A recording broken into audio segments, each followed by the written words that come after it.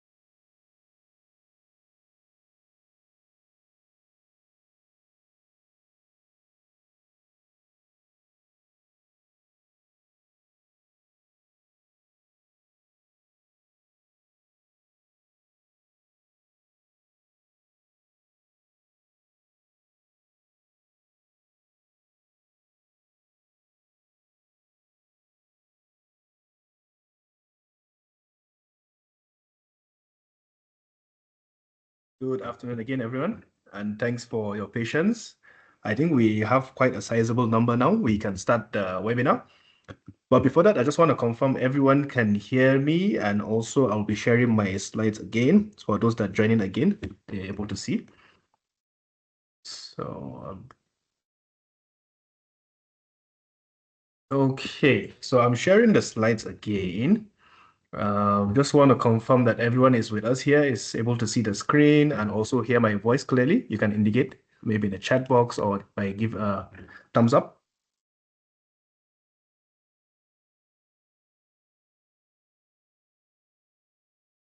All right, all good. Seems like everyone can hear me and can see the slide. So, my name is Ibrahim. I'll be the person handling this webinar for today. As you can see there on the screen, I'm Ibrahim Bashir. So I'm a cybersecurity solutions manager here at Condition Zebra. And just to let you know today about the topic, we're focusing on regulatory compliance in Malaysia, how to be cyber secure and avoid fines, right? So a bit about my background. Myself, I've been in the cybersecurity industry now for about 10 years, helping organizations to tighten up their security compliances, their risks, and also to mitigate all these cyber threats as well. So just a very quick housekeeping before we jump into the topic, even though we are very excited to share about today's topic, but I just want to share a bit about the rules, right? So some of you might be wondering, how can I ask questions during this session? So we will have a separate Q&A session at the end of the webinar, but for the time being, right, you can feel free to drop your questions in the chat box, and then we can answer them later on at the Q&A session.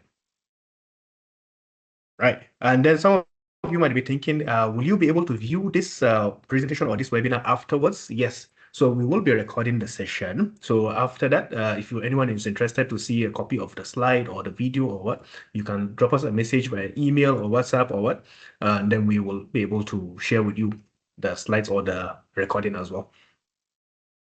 We do have additional support after the webinar. So for those that are able to stay until the end, there is basically a freebie at the end there, but only for those that are able to stay to the end. And for those that are interested to stay up to date about cybersecurity news and cybersecurity threat, we do have a newsletter that goes out very frequently. So feel free to subscribe to our newsletter on our company website, and then we'll be sending out regular updates on the latest cybersecurity news and threats and our upcoming webinars and trainings as well. So a very quick introduction about Condition Zebra. We are a cybersecurity company that is purely focused on cybersecurity services. We don't do anything outside cybersecurity. To date, we have been in existence for about 21 years in this industry. So you can consider us one of the very earlier members or players in this sector in Malaysia. We have completed more than 1,000 cybersecurity projects, and we have trained more than 10,000 people in terms of professional cybersecurity courses. And we are also licensed and accredited to perform this kind of services. So we are certified by CREST, which is an international organization that certifies companies like us.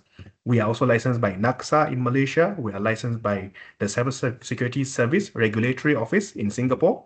And we are ISO certified, and we have also won this award as the Cybersecurity Education and Training Provider of the Year.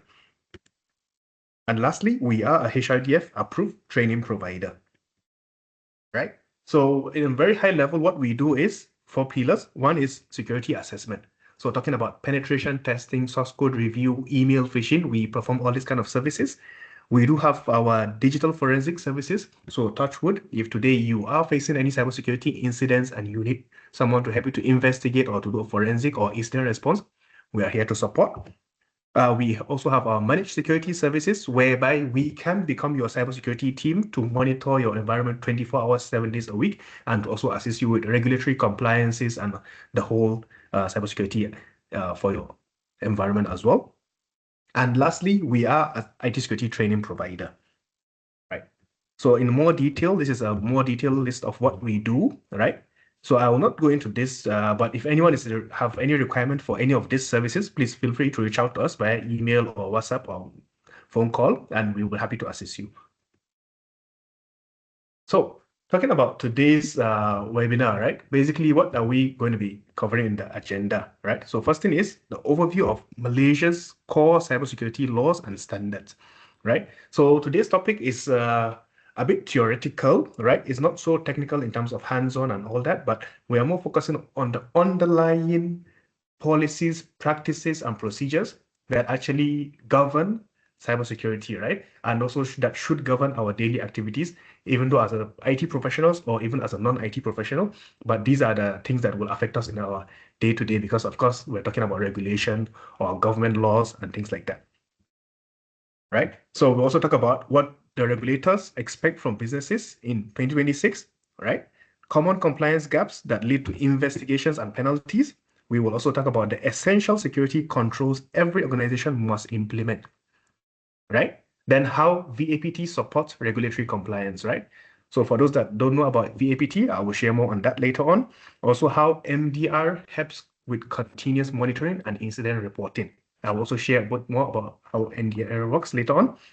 Then talking about the building a security aware culture to meet compliance requirement, right? So very important in today's world is awareness, right? It's one thing to know that, hey, there's cyber threat, you need to worry about ransomware and all that, but it's a different thing to also implement it in your daily life, right? To practice all those things that need to be done, right? Then we talk about some real-world compliance failures and also some lessons that were learned. Then we'll go into the Q&A section, as I mentioned earlier.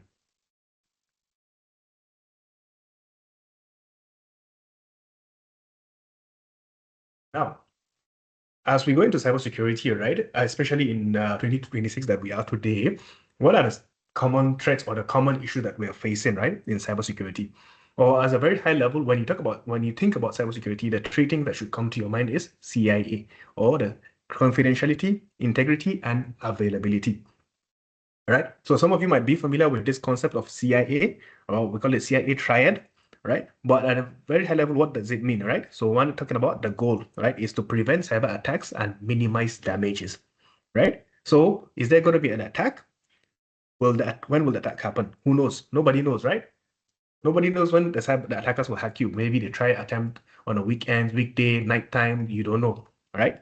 But one thing I can tell you for sure based on the trend is a lot of organizations have been attacked, right? Whether at a small scale or high scale, some you hear about in the news, and a lot that you don't hear about it in the news, right? And then, of course, what are the assets that need to be protected, right? So things like the information, right? Any proprietary data, any personal data, confidential information, right? And of course, the systems, talking about your web applications, your servers, your databases, right? All the technical things that need to be protected. So we need to protect both the technical and the non-technical things, right?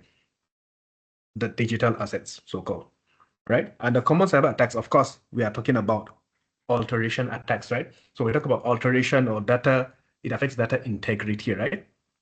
Whether this data is actually safe or secured or it's been manipulated, right? So we talk about also email attacks. So it could be all sort of email phishing, ransomware, and things like that. Or it could be ransomware viruses, right? Or worms. It could be man-in-the-middle attack, whereby someone is trying to intercept or affect the availability of the network or the data, right? Or it could be a brute force attack as well, right? Or a social engineering attack. So social engineering attacks can take the form of a physical form or digital.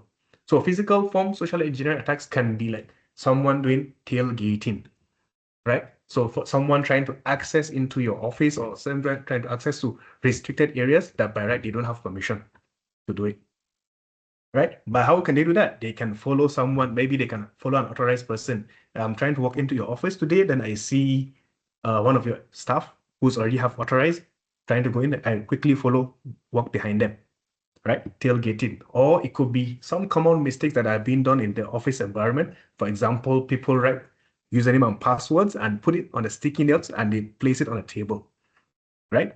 So all these things can lead to social engineering attacks in the physical form of it, right? It could be also email phishing, voice phishing. More recently, QR codes are very popular. So we have to be very careful about the QR code that you scan. A lot of it could be phishing QR codes. So all this will fall under social engineering. Of course, the network traffic analysis, basically the network attacks and all that, which has been existent for many, many years. Then the denial of service, right? Which is going to affect the availability of your system as well. So for example, you're trying to do a banking transaction on Maybank or CIMB website, but you go in there on the apps or touch and go, then suddenly cannot reach, not available, right? So of course, even though your money might be safe, but this affects your impression of the organization or the bank, right? So these are the kind of things that happening in the cybersecurity world. But as we dive into today's topic, right, we're talking more on compliances and the regulations, right, or the laws, right? So what are the laws or compliances or regulations that affect or that are in place within Malaysia, right? So the most recent one or the most critical one I think most people have been hearing about today in the news is Cybersecurity Act 2024, right? The new law that was implemented in 2024 by the Malaysian government to govern cybersecurity within the country, right? The one was PDPA, right? The Personal Data Protection Act, right? Which was done also a few years ago. I think initially it was from back in 2010 or 2011. So they recently amended or updated in 2024 as well, right? This governs data protection of the personal level. So we're talking about like your personal information. This basically is saying that people, whoever have access to your personal information should not leak it out. If they leak out, there are going to be consequences. And this is telling people how to manage or take care of your data, right? So for those that are in banking or financial institutions, they will most likely have to comply to BNM RMIT, which is the Bank Negara Malaysia Risk Management in Technology, right? It's called RMIT, right? So this only applies to the financial sector, specifically on banks, insurance companies, and a lot of the financial related institutions like the digital banks, e-wallets, and things like that. Then we have Security Commission, GTRM, right? So for those organizations that are under the Security Commission or regulated by security commissions, right? They will most likely hear about this GTRM, which is talking about the government threats and risk management within the capital markets. So this specifically applies to capital market organizations. Then we have ISO 27001, which is basically global, right? So ISO 27001, or basically some people will call it ISMS as well, right? So it is talking about the global ISO, it's International Standard Organization, global standard or regulation talking about cybersecurity. So this is globally recognized. There are some policies out there that also are getting maybe worldwide recognition. So for example, if you talk about GDPR, right? But mostly GDPR applies in Europe because it originated in Europe. But a lot of organizations, even though in Malaysia, that need to do business, they are based in Malaysia but need to do business in Europe, you most likely have to interface with GDPR. So I will not cover that in today's topic because I will consider it as out of scope because it's focusing on European market, right? So a bit more overview on those cybersecurity core regulations that are affecting specifically on Malaysia, right? So I mentioned earlier, PDPA, the Personal Data Protection Act, right? So this key requirement is to secure data processing and also to notify or inform about breaches. A lot of times, right, when you see a cybersecurity breach happen or you heard in the news that some organization was hacked, a lot of times it's either it happened a long time ago, the organization didn't disclose it or they didn't inform earlier, or it happened a long time ago, then they only heard about it or they found out about it recently, then they disclose. But I can tell you for a fact, there's a lot more cybersecurity breaches that are happening, but you do not hear about it globally or you do not hear about it in the news because they don't go unannounced. A lot of cases, they don't even report to the police, right? Because they will think they want to protect the company's reputation, right? They don't know who's going to use this as their competitor might take advantage of this news and use it against them. Or maybe the regulator will come after them, right? Or a lot of different concerns. So keep in mind, whatever news that you see about cybersecurity threats or breaches happening, right, it's only a small percentage of the real breaches that are happening or the attacks that are happening in the real world. So this PDPA basically gives some guidance and regulations on how to process people's data, store it, and also how to notify, right? If let's say today the organization has faced certain cyber attacks, there are hotlines like Cyber 999 that you can report to notify the government or to notify the right institutions that this thing has happened, and they will help you with the support. So we also have the CMA, which is basically related to the communication industry. So talking about network integrity, content security, but it's quite old. I think more recently they have the INSG as well for the communications or telco industry as well. Then we have the Cybersecurity Act 2024, which we just mentioned now, right? So this is talking about national cybersecurity, right? For the whole country. So talk about risk assessment, incident reporting. Then we also have ISO, which I mentioned is talking about information security management.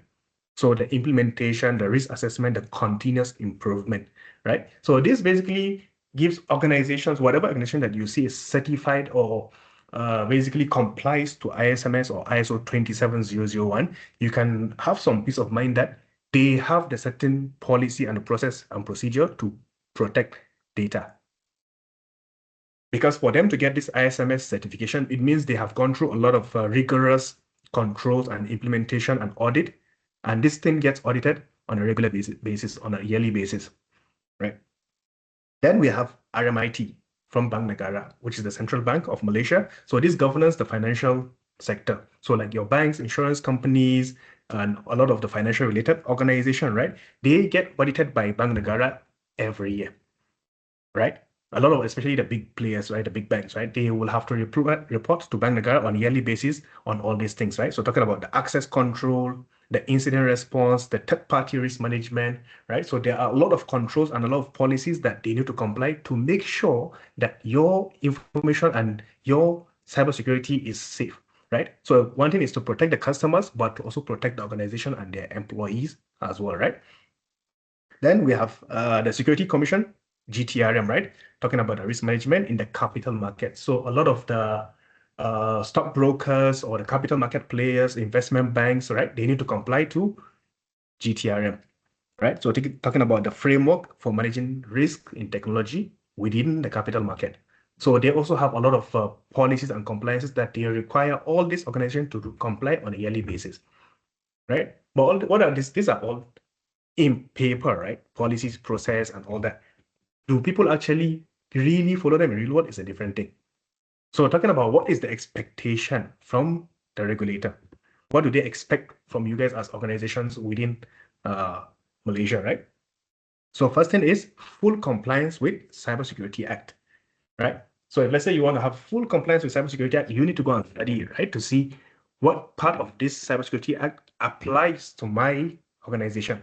Pretty much almost every organization within Malaysia is going to be affected by this, right? So if let's say you're a cybersecurity player, right, there are certain requirements for your organization to go and register with NACSA. NACSA is the National Cybersecurity Agency, right? Or if let's say you are one of the so-called NCII, right? You need to also go and comply certain things, right? So they expect you to do like annual risk assessment, biannual audits, prompt incident reporting, very important. Because if you don't report what is happening, there's no data for the country or the nation to basically work on, to build on protection. So very important. So PDPA enhancements, right? So as of the latest PDPA, basically, every organization needs to appoint a DPO. A DPO is a data protection officer, right? So this data protection officer within that organization is responsible for reporting and monitoring all these compliances. And if there is any incident or any leak out data, that person needs to notify promptly to the regulator, right? They need to ensure cross-border transfer is safeguarded. All right. So proactive cyber resilience, right?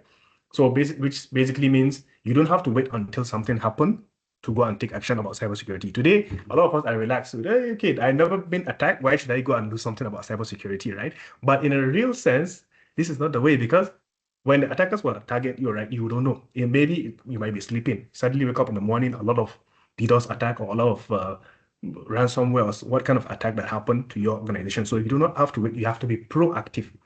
And the regulator also expects us to be proactive. So what can we do? One thing is we do regular testing, right? So talking about penetration testing, security assessment, IT audit, compliance checks, and all these things, we have to check ourselves before the regulator come after us. And we have to also make sure that we are compliant before something happens. But one of the benefits of this compliance is not just to meet the regulator compliance, right? It's also to make sure that we are safe and protected, right? And your organization is safe and protected. If today you have done everything to comply in that regulation and still got cyber breach, well, of course you can beat your chest. You say, I have done my part. There's no such thing as 100% security.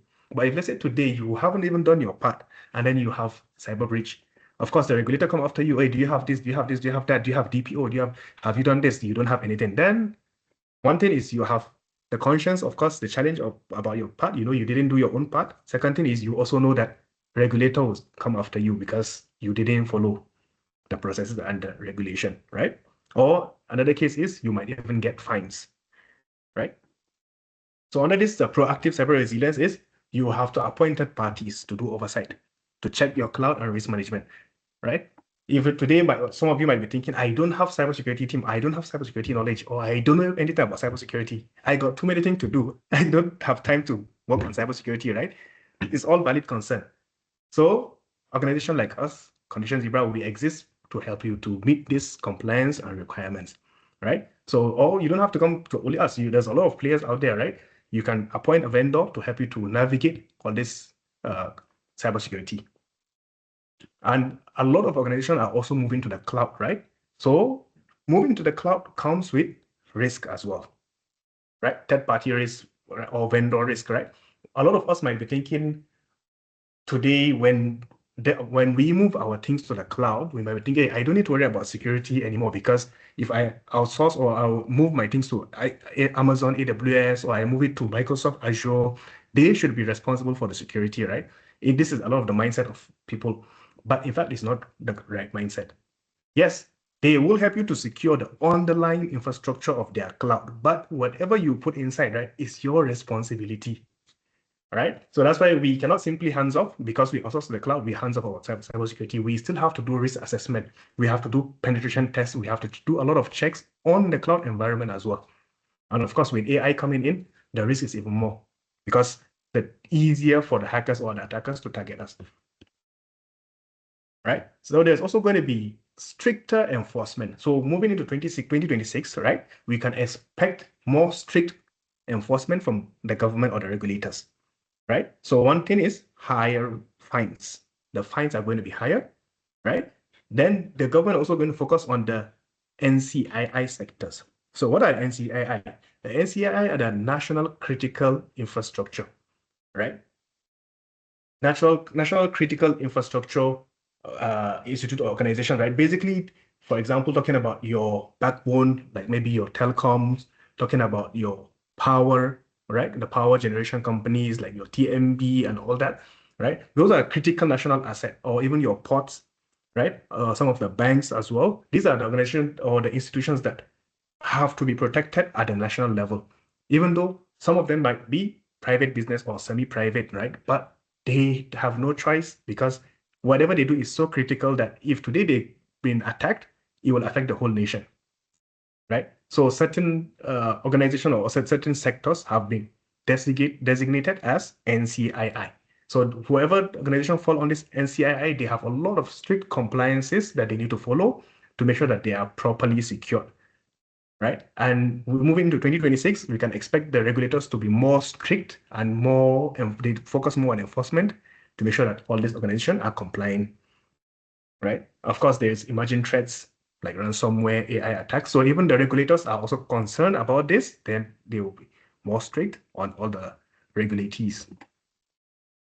Then another expectation from the regulator is they expect us to be in alignment with the global standard for trust and resilience, right? So as I mentioned earlier, there are certain global standards or certain standard like ISMS or ISO 27001, or there are some that are regional like GDPR, but slowly becoming more global, right? And also you have talking about trust and resilience, we have to talk about things like SOC 1, SOC 2 reports. These are also type of audits that need to be complied with. So what are the common gaps, right? Or the mistakes that lead to investigation and penalties? How people get victimized or fall into victim of these regulators, right? Because today's world, where you have to think of it as two things. You can fall victim on two sides. You either fall victim to the attackers or you fall victim to the regulator, right? So it's up to you, right? Today, if you don't comply, you don't do enforcement and implementation of all these things, the regulator might find out and they come after you. Then you get fined, you get blacklisted, a lot of things can happen. Or if the regulator today doesn't find out, but how about the attackers? Today, cyber attack happened, right? You also lose money, lose company, lose reputation, a lot of concerns are there, right? So these are the common mistakes or the gaps that actually lead to this investigation or penalty, right? So first thing is the delay on breach notification. Very common. I mentioned earlier, a lot of cyber attacks happening. Whatever you see in the news, right, is like a small percentage, maybe 10% of what is actually happening in the real world, right? Because a lot of organizations do not report, which is understandable, right? Today, let's say you're a public listed company, you got cyber breach, you don't want the whole world to know. Maybe your stock price will go down, your competitor might take advantage, a lot of different concerns. It's understandable, but there are ways that you can report privately, right? And in today's today's cybersecurity world, right, it's no longer optional. It's mandatory to notify breaches, right? Under the PDPA and also Cybersecurity Act or data leakage, you must notify. Otherwise, you get fined, right? So inadequate risk assessment / audit, very common, right? Today, most organizations do not even do security assessment. Today, they think I have cloud, I have endpoint, I have antivirus, I have all this firewall, all these things. I do not need to worry about security because I have firewall. But in fact, it's not the real way. Firewall is very good, but it's not sufficient. You have it, but you don't know, is it properly configured? Is it possible for attackers or hackers to bypass your firewall, right? Or is there any certain risk, internal risk, or even third-party risk, your vendors, all these things you don't know, right? So that's why it's very important to do risk assessment or audit. So this risk assessment could be third-party risk assessment to check on your vendors, what are the risks that you're facing from your vendor side or your suppliers, right? Or internal audits to check what are your internal controls, are they being followed? The policies and processes there, but do people actually follow it or not, right? Then we talk about the weak access controls and unpatched system. Very common also, right? Today you have firewall, but your firewall is using default username, default password, right? So very easy. Or you have a website or portal, but it's using very easy to guess password. Password is user123. Username is user123, password 123, right? Those kind of very weak control, very weak policy also could be there, right? Or you don't patch the system, right? Like today you're using Microsoft or all these common technologies, right? They will usually push out patches, right? Or they will push out updates. Very important. Some of us think this update, why Microsoft always Windows want to update, why I need to care about update is very important. Keep in mind, whenever there's this update, a lot of it comes with patches, right? It could be security patches. Means they have found something, some weaknesses in their system, and they'll push out this update so that they can patch or fix that weakness in the system. So very important to always update your patches as well. So no DPO or poor third-party management. So as I mentioned earlier, on the PDPA latest amendment, right? Every organization need to appoint DPO, the data protection officer, right? So if you do not have this DPO, it's also a compliance gap that can lead to fines, right? And this DPO also need to make sure that they're responsible for the third-party risk management as well, right? Also, a common gap is insufficient employee training, right? So today, those of you that might be attending this webinar, you are aware that you need to have this DPO, you need to do this, you need to do this. But a lot of people out there do not know that there is requirement to have all these things in place, right?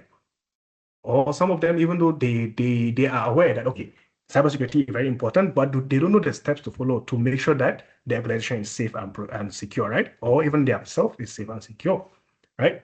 So very important is to arrange regular training for your employees. It could be cybersecurity awareness training, very short one, 1 hour, 2 hour training. Get everyone in one meeting room or conference room, you train them.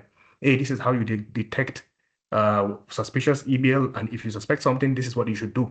This is the policy of the company on data protection, right? Do not share all this kind of data. We classify the data on this, and this is how you should manage this data. Do not leave confidential documents unattended. Right? All this kind of training needs to be done to the employees, right? Otherwise, they will fall victim to these gaps, right? And it leads to investigation or penalty from the regulators, right? So penalties could be up to 1 million ringgit on the PDPA, or it could be 500,000 ringgit plus imprisonment, right? Based on the Cybersecurity Act 2024, right? So depending on the breach or depending on the incident or situation, someone could actually go to jail for a very small mistake, right? Or sometimes a very big mistake, a lot of huge data leakage or what, someone can go to jail and someone can also lose a lot of money, or the organization will lose a lot of money. Talking about 1 million ringgit or 500,000 ringgit, right? And these are all things that can be avoided. So what are the essential controls that every organization must have in place, right? So very basic level is MFA, right? Multi-factor authentication, right? We have passed the world whereby today password is enough, is no longer enough. Very easy for people, hackers can hack passwords, right? Passwords can be leaked out, maybe by someone copying or stealing your password or data, right? So that's why we need multi-factor authentication, whereby you need two-step or multiple-step verification.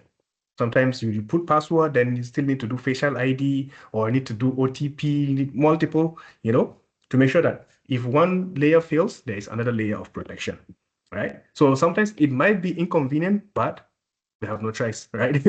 Security and convenience is always fighting each other, right? So another part is encryption. So you have to make sure that your data is encrypted, and also whether it's in rest or in transit, right? So whether you're storing the data, you need to make sure it's stored and it's encrypted, or you are sharing the data via email or via transit or any other network model, right?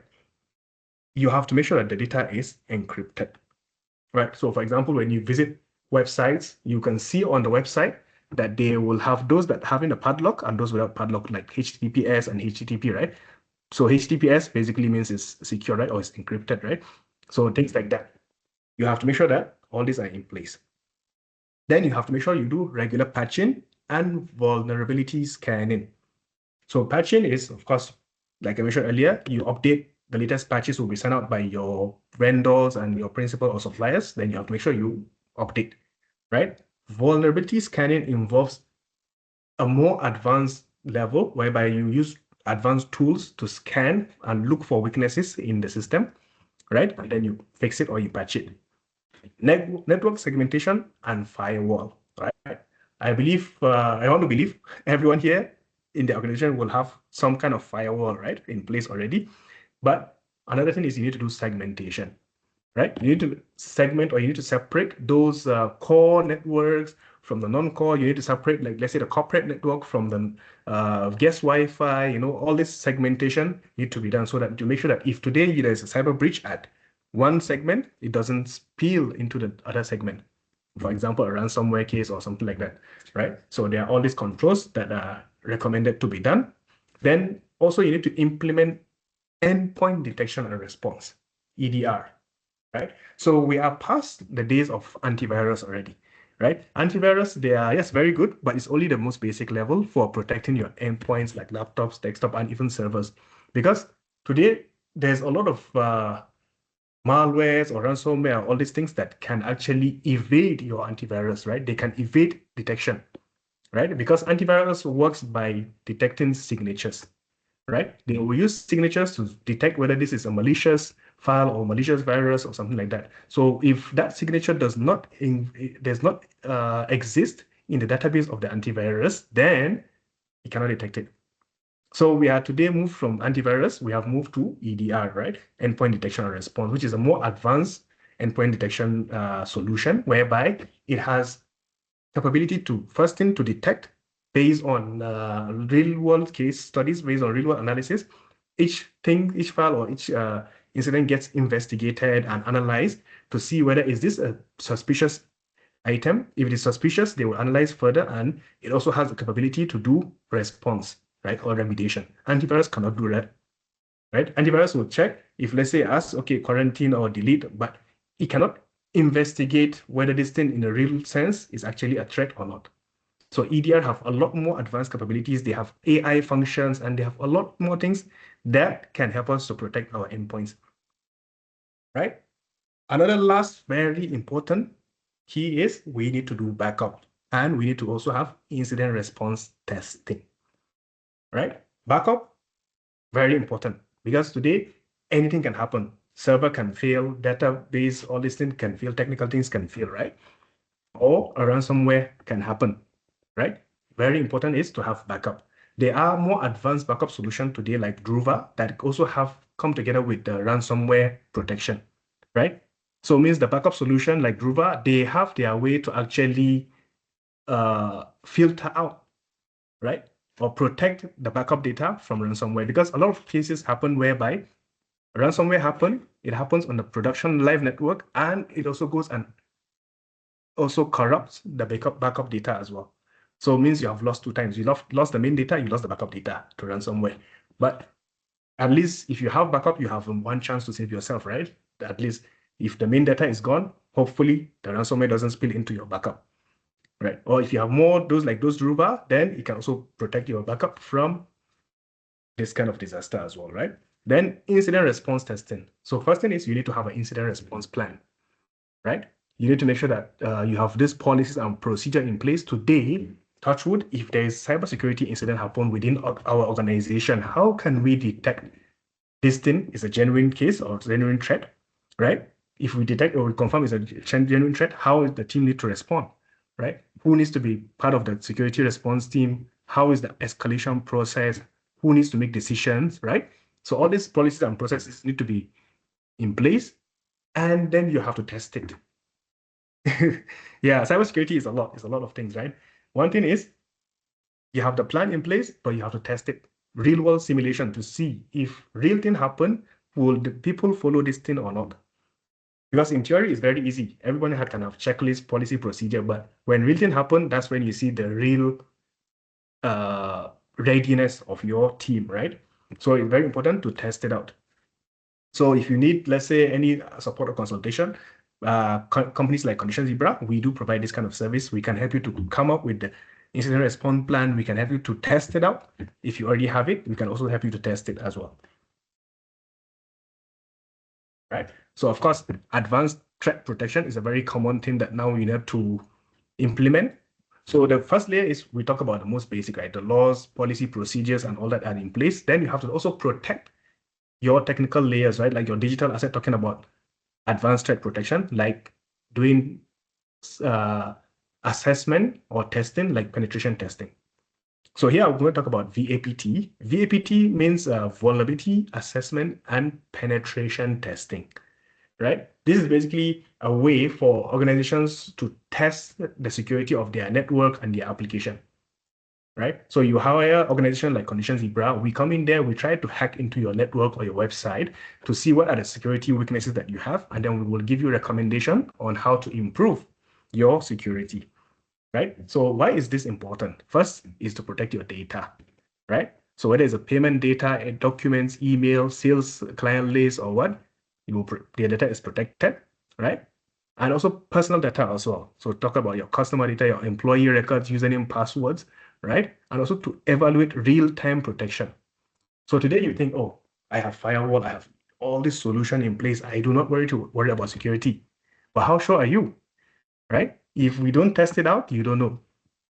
So it's like a health check for your body. Today you will think, oh, I'm very healthy because I can run, I can sit, I can do everything comfortably. You think you're healthy, but you wouldn't know how is your true health status until you go for body check, right? Or health check. You go for a health check with a doctor or a professional, and then they will tell you, oh, okay, maybe internally your heart, you have this condition, or your liver, this, your kidney, that, right? You don't know. So this kind of penetration testing or VAPT will help you to find out all those hidden weaknesses or hidden threats so that you can immediately solve them before it gets worse, or you solve them before the bad guys can know it and take advantage, right? So you're engaging or you're hiring hackers to hack into your organization and let you know how to fix or how to protect yourself. So another thing is it helps you to meet compliance requirement. A lot of organizations right now, they are required to do this security testing or penetration testing on an annual basis, some every once in 2 years. Or if let's say you don't have much budget for it, you can go for one time in 3 years. But it's very highly recommended to do this at least once in 2 to 3 years. Right? So what does it do? It helps you to identify vulnerabilities before the exploitation. It helps you to simulate attack, to test your defenses, and also is a requirement by Cybersecurity Act and also ISO and also RMIT. Right? So it provides you with audit evidence and remediation priorities, right? So today you think, oh, I have so many things I need to do. Which one I should start first?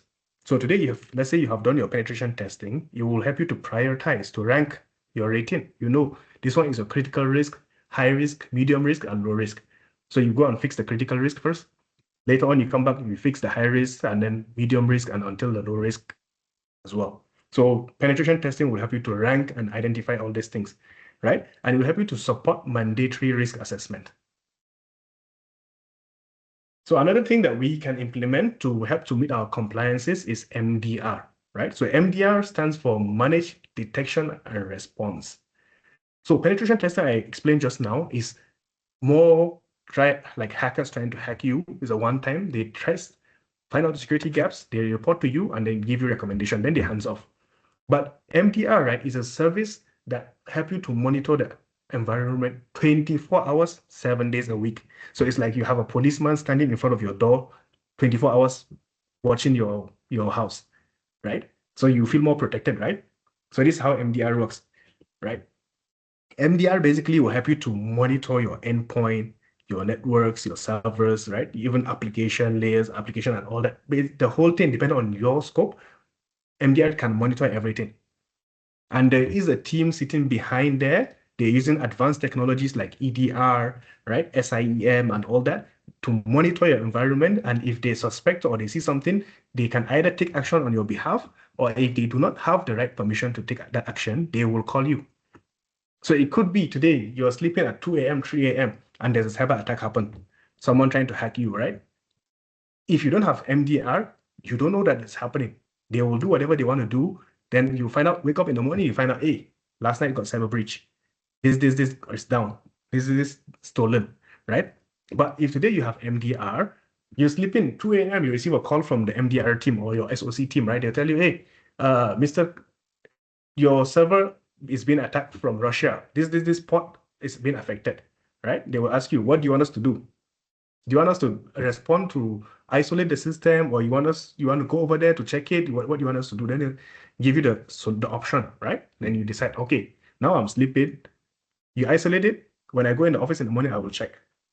Then you can continue sleeping, right? So this is how MDR helps you to benefit or to protect all these things, right?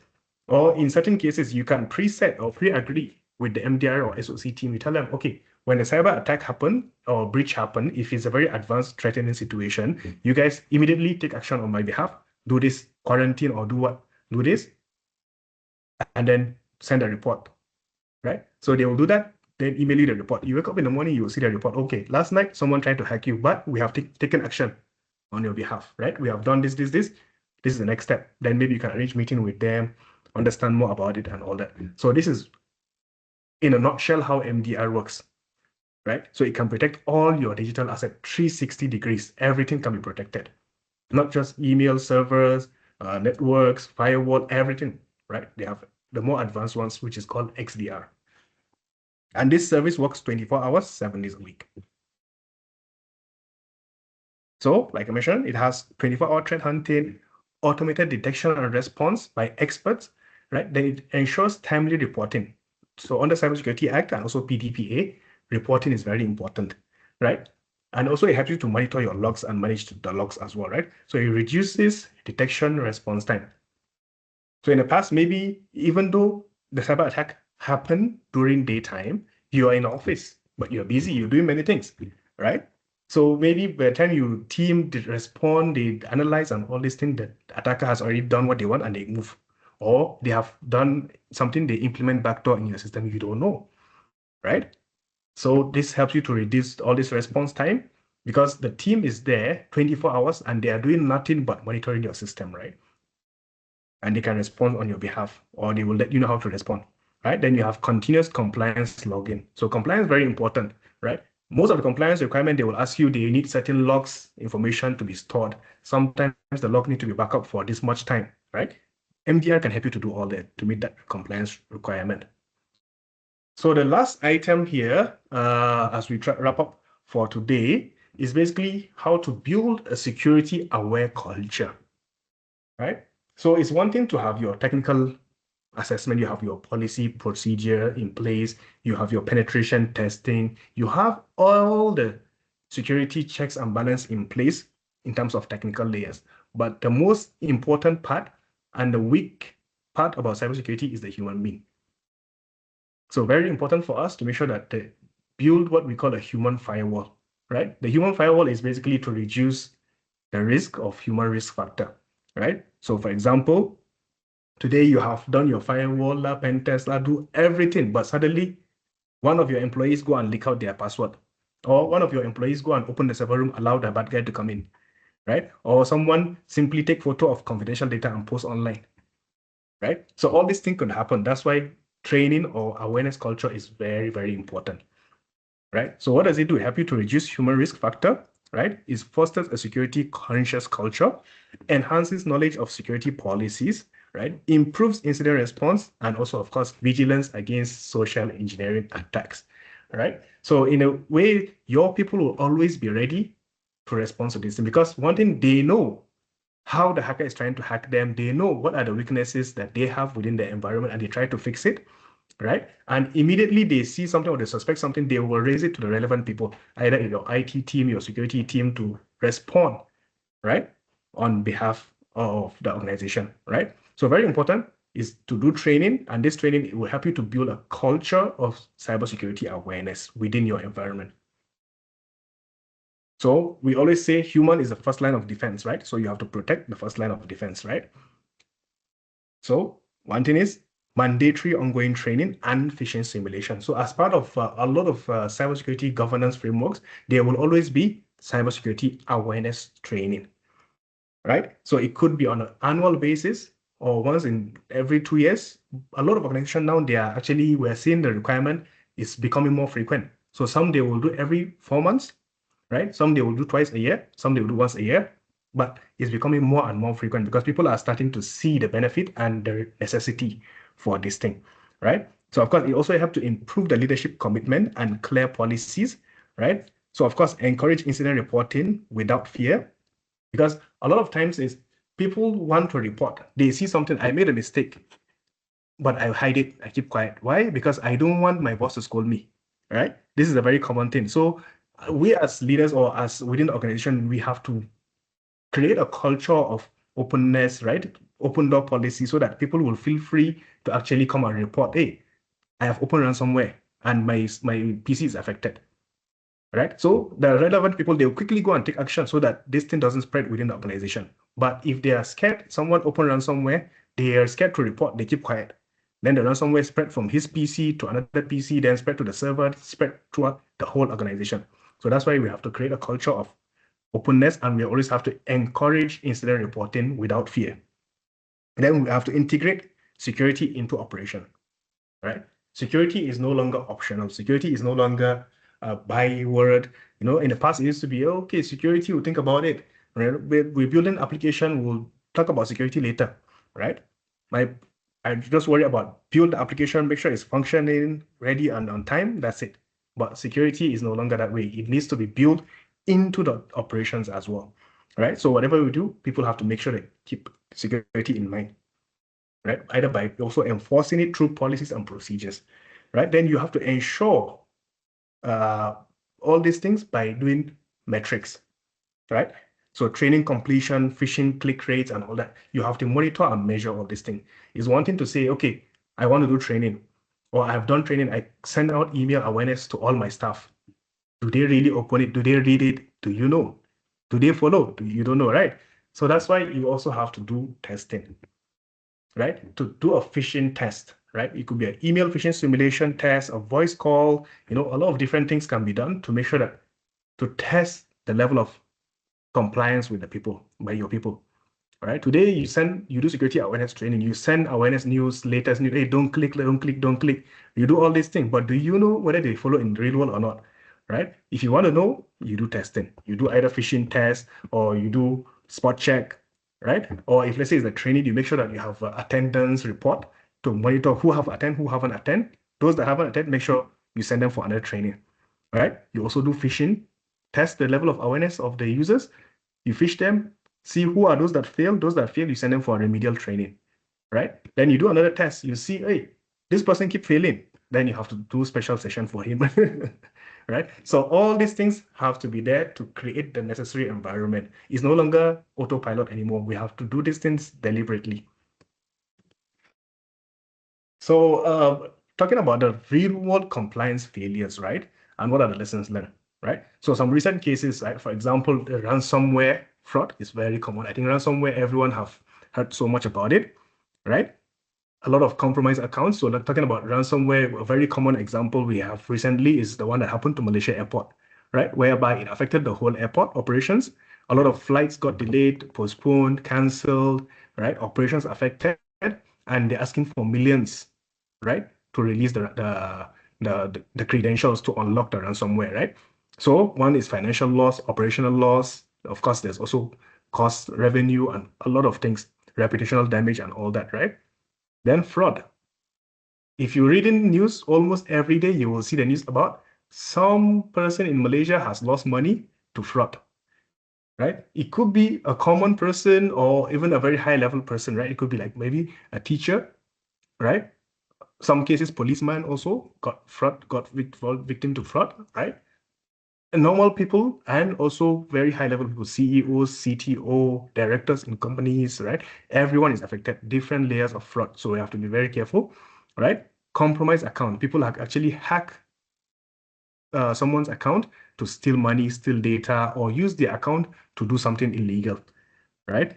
Or to do some unauthorized transaction, like the case of Bursa also happened, whereby there's some unauthorized trading happening, right? So these are a lot of recent cases. And in fact, talking about ransomware, talking about social engineering attacks, there was also a case that happened to Maybank as well. The CFO of Maybank, someone at a very high level like that, was also able to fall victim to social engineering testing, whereby someone tried to be a CEO of Maybank Singapore and tried to attack the CFO of Maybank Malaysia, right? And they were actually successful. Only that the final payment was not made. We're talking about 900,000 ringgit almost lost, right? In fact, the CFO already authorized payment, everything. Luckily for her, the only reason why the money didn't go through, the other bank, which is in between, actually stopped the transaction. Otherwise, that money would have been gone already, right? And this thing happened very recently. And of course, the CFO in particular has actually been fired. They've been let go, right?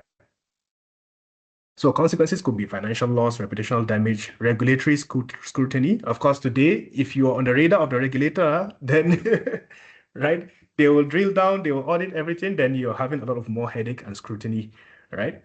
So we try to avoid being on their radar by always make sure we are compliant, right? Then the lessons, of course, you have to prioritize the basics, right? Always when things are too difficult, you go back to basics, right? First thing, training, patching. Training, make sure people have awareness about all these things, what is happening. Do regular training, hire consultants, third-party vendors, and all that to test your environment. Make sure you do your patching update regularly, right? You have plan in place, but you also make sure you test the plan. Do simulation, right? Do cyber drill. Make sure people are ready. Then reporting. Whenever something happens, report immediately. If today you are the staff within the organization, you suspect something, report it immediately, right? Or if today is your organization that was attacked, your organization need to report to the regulators, either Cyber NACSA, National Cybersecurity Agency, or the Cyber 999. You report to the relevant authority. In maybe if let's say you are under capital market, you need to report to Security Commission, or you need to report to Bank Negara if you're a bank or financial institution like that, right? So make sure you report to the relevant authorities. Build a layered defense and vigilance, right? Security is not a flat implementation. It has to be in layers, right? It's like an onion, right? Multiple layers. One layer fail, the next layer should be there. One layer fail, the next layer should be there. Do not make one assumption on one flat implementation. And vigilance also needs to be there. Monitoring needs to be there.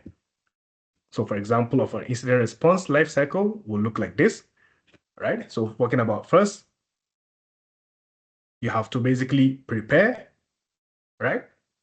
If let's say there's any incident, you need to contain it, then of course, limiting the impact, then of course, eradication, recovery, and then the lessons learned. You have to do a post-mortem, right? So this brings me to the end of the session for today. As I mentioned earlier, if you have any questions, please feel free to drop it on the chat box. We will go through them right now. Then after that, we'll go through our final offer for today, and then we wrap up the session.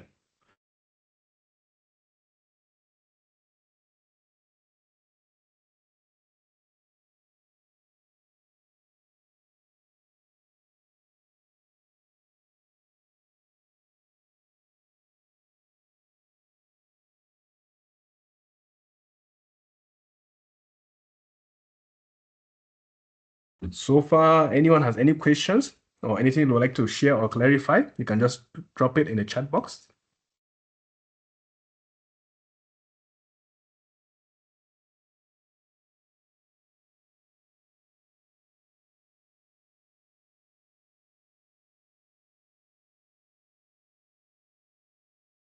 Okay, we have a question here. Someone is asking, Mr. Could you explain on the last, more a bit on the last slide? Okay, so going back to this is basically the incident response life cycle. This is how a typical incident response plan or incident cycle should happen within an organization. All right. So let's say today you have incident, right? If let's say you want to test it out to make it, think of it as, let's say, a simulation, right? First thing is you need to prepare, right? To establish the protocol and resources, right? So I mentioned earlier, talking about the plan needs to be there and needs to be very clear. First, who are those involved in the team, the incident response team, right? You have to have like a committee or team members, maybe one person from IT, another person from, let's say, finance, risk, governance, if depending on the size of your organization and who are those people that are relevant to this. The management, of course, needs to be within that plan as well. Then what are the process and protocols, right? That will be involved, right? Make everything very clear. What is the timeline? Let's say the incident happened, it needs to be reported within this time, right? After this, the escalation process. Let's say this person report to the head HOD, the HOD report to the director, director report to the CEO, for example, or the CEO report to the board of directors. All this needs to be very clear and established, right?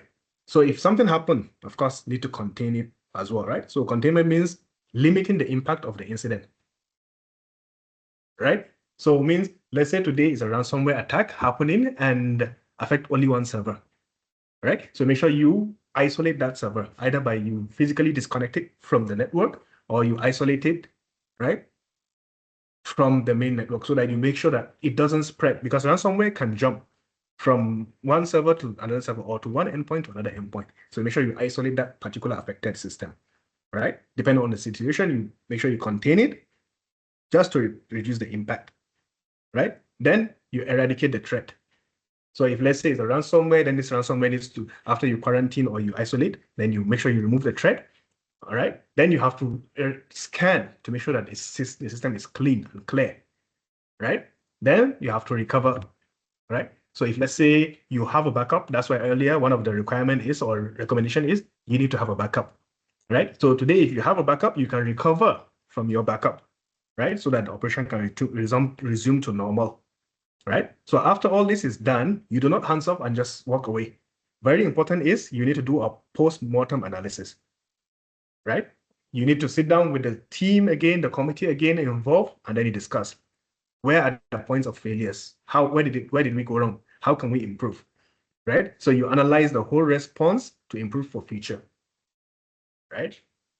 So this is the typical incident response life cycle, and we recommend to do this internally. But if let's say today you do not have the capability to do this internally, you can hire third party like us, like Condition Zebra. We can help you to design the response plan if you don't have one, and then we can test it out. Or if you already have one, we can help you to test it out or to help you to recommend improvement and to do a simulation like a cyber drill, right? Or a tabletop exercise, right? It could be a live attack whereby we try to give a real life attack scenario, right, on your organization, then we will see how everyone respond. Or it could be a tabletop, means it's in the form of a meeting, right? We get all the stakeholders in one meeting and then we give them a scenario. Let's say today you have ransomware, how will you respond? Then Mr. A talk, Mr. B talk, okay, I will do this, I'll do that. Then Mr. C, then we see how we analyze everything, then we come up with a report and recommendation. So I hope this clarifies.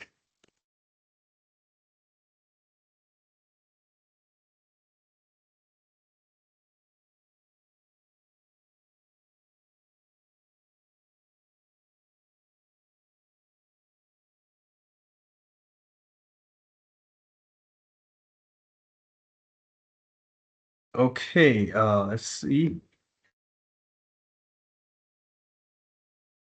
Okay, so there's another question. Can explain types of company require cybersecurity compliance. So cybersecurity compliance, I would say it applies to almost all companies, right, within Malaysia, because one of it is we have two laws that applies to everyone. First is PDPA, right? PDPA applies to everyone. Then Cybersecurity Act 2024 also applies to everyone, right? These are national level regulations, right? So the thing is, you have to analyze back within these policies and within these regulations, which portion of it applies to you. For example, PDPA. PDPA says that everyone or every organization need to have a data protection officer, DPO, right? So this one already applies to you, to your organization, regardless of your industry, right? And then based on your industry, again, you will look at, okay, who is my regulator? Is it a tech, am I a telco provider? If I'm a telco provider, I need to report to, for example, MCMC. Or if I'm a bank, I need to report to Bank Negara. Or if I'm a capital market player, I need to report to Security Commission, SC, right? So almost all the industries, they have certain regulatory bodies that oversees them. But if let's say you are an unregulated organization or unregulated industry, right? Then, or for example, you need to look at global practices. Let's say, for example, you're a healthcare provider, like a hospital, right? Then you need to look at things like HIPAA. These are international or global cybersecurity compliance or regulatory compliances, right? That applies, right? So it really needs to be analyzed on a case-by-case basis. But at a high level, right, I can say every organization needs to have cybersecurity compliance. But to apply which particular cybersecurity compliance, then we need to sit down, maybe understand how your business nature, what industry you play, and all that. Then we can recommend the proper one that applies to you.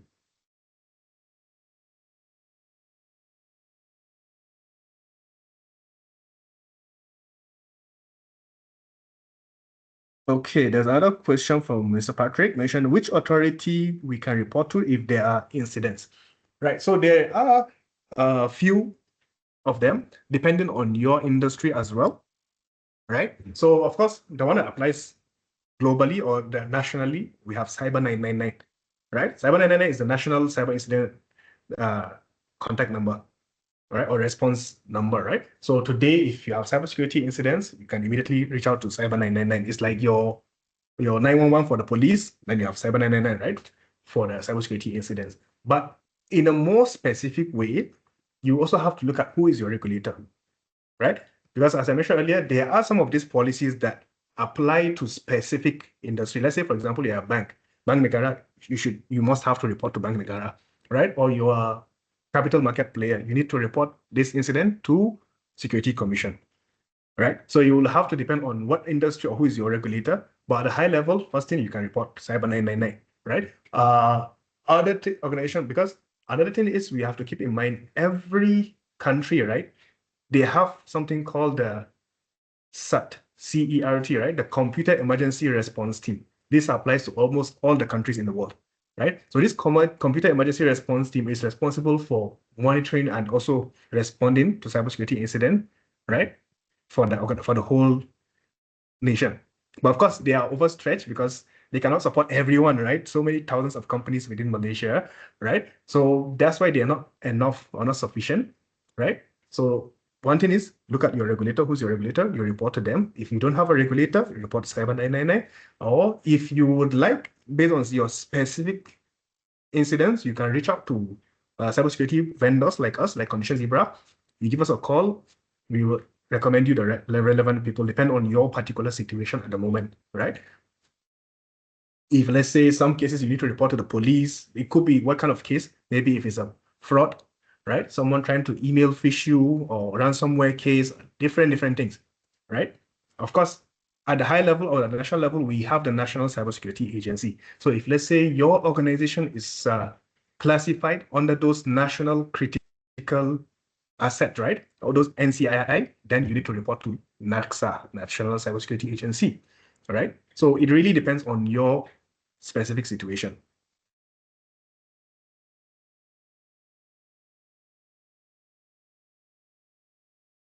Okay, there's also another question. Is it compulsory for all industry to assign a DPO, and what is the requirement for a DPO? Yes, it's compulsory for all industries, right? They need to have a DPO. So the specific requirement for a DPO, this one I'll be happy to share with you after this webinar. I'll just take down your name here. I'll share with you on a separate note after this I'll share with you the specific requirements.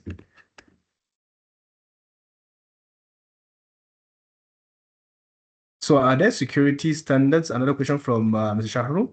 Are there security standards for personal data personal data by Personal Data Protection Commission, Securities Commission, Cybersec, and Bank Negara? The same. Which standards to follow?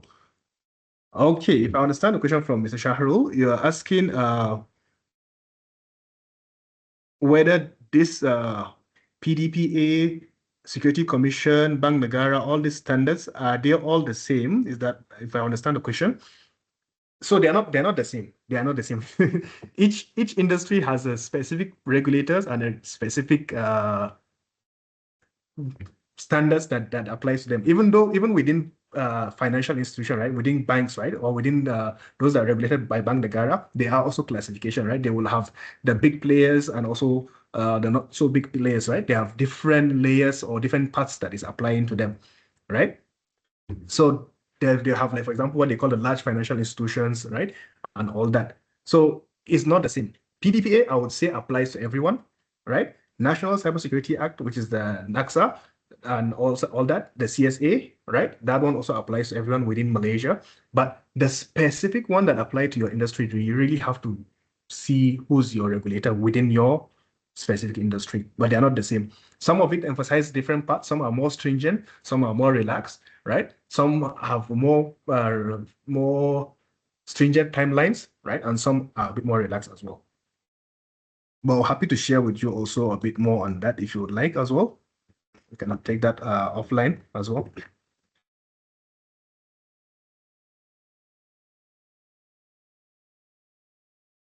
Then we have another question.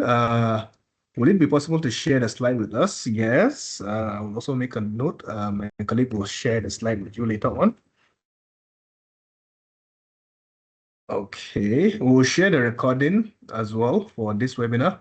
My colleague has dropped a message. This is to Miss Tiffany. Manpreet is my colleague from Condition Zebra. So he has dropped an email there, marketing@condition-zebra.com. So for the slide, he will share with you over there.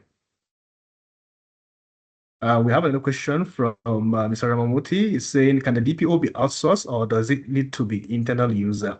Okay, this basically needs to be internal user, right? It needs to be, someone within your organization needs to take that responsibility, right? Needs to have that role, right? Of course, you can outsource your incident response to that party. FYI, Condition Zebra, we also provide that service, right? We have incident response services, SOC, and all that.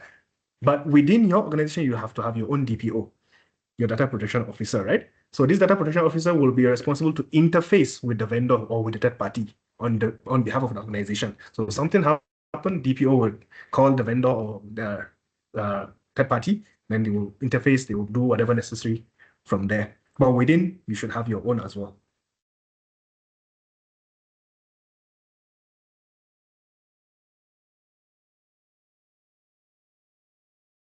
Okay, so any further questions?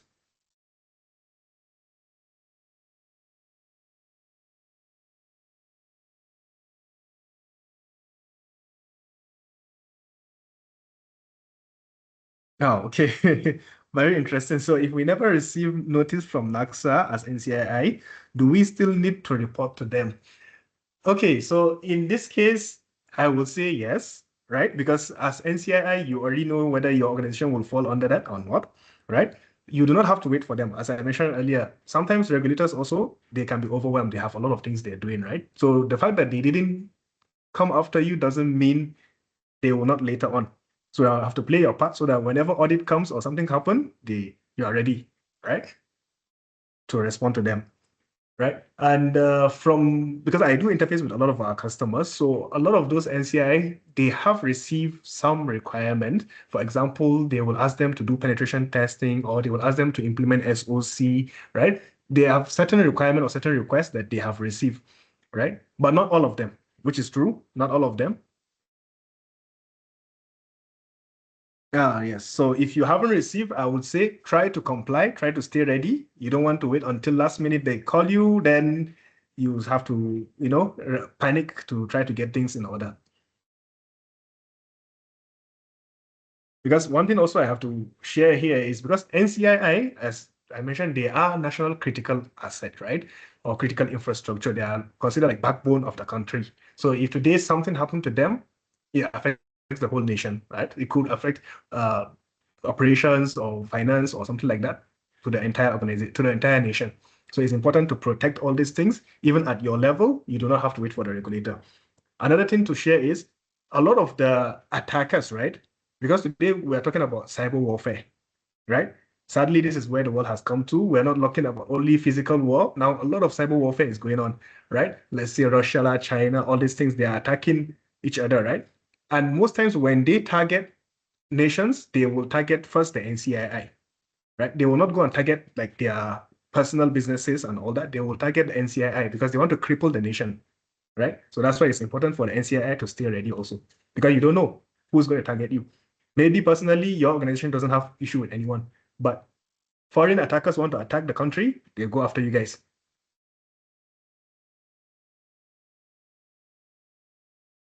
So I hope that answers the question. So far, any more questions?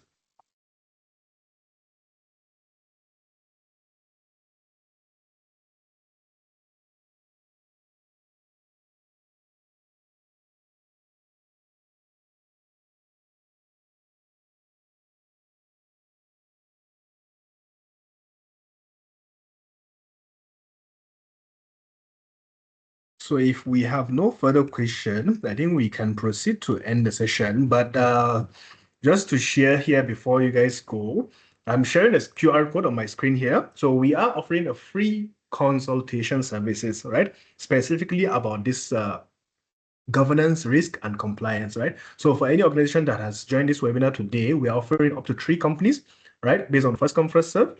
You can scan this QR code. Don't worry, it's not a phishing link, okay? It's a genuine link to our marketing team, right? You can drop them a message on WhatsApp to request for the free consultation, and we will happy to share a separate meeting, right, to go do a deep dive, with our GRC consultant and specialist to understand your environment, to give you recommendation, and to help you to create a cybersecurity roadmap, right, to stay compliant to all these regulations. So you can feel free to scan the QR code on the screen here to arrange for the free consultation. But like I said, it's based on first come, first serve, limited to only first 3 companies. So with that, this brings us to the end of today's webinar. So thank you again for spending the afternoon with us, and we hope you have a wonderful weekend ahead. Thanks, and see you next time.